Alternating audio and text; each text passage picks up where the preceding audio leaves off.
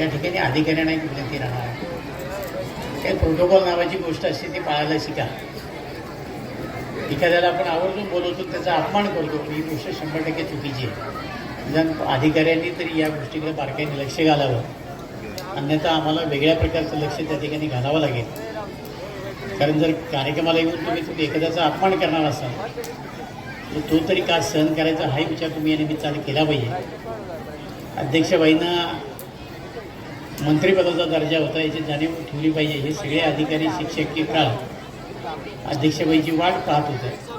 आता तुम्हाला जरा थोडा सोयीस्कर विसर पडला की काय हे मला जाणवलं आहे.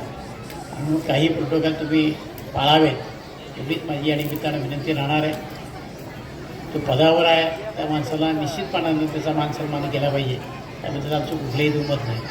अर्थात सगळीच माणसं हे आपल्या दृष्टीनं महत्त्वाची असतात, पण काही प्रोटोकॉल पाळा एवढीच विनंती या निमित्तानं करतो. आज अनेक पत्रकार मित्र या ठिकाणी उपस्थित आहेत. आपल्या सगळ्यांनाच कल्पना आहे अलीकडच्या काळामध्ये काही गोष्टी आपल्याला निदर्शनं आल्या असतील की महायुतीचं सरकार ज्यावेळेला राज्यामध्ये पालकमंत्री अजितदादा होता त्यावेळेला कोट्यावधी रुपयाची कामं आपण या ठिकाणी आणली, त्याची भूमिपूजन केली. आता परत त्याच कामाचं नव्यानं भूमिपूजन त्याच्याच जाहिराती तुम्हाला मिळायला लागल्यात. थोडंसं पत्रकार म्हणून काही गोष्टी आपण लोकांच्या डोळ्यासमोर आणून ठेवल्या पाहिजेत, ज्याने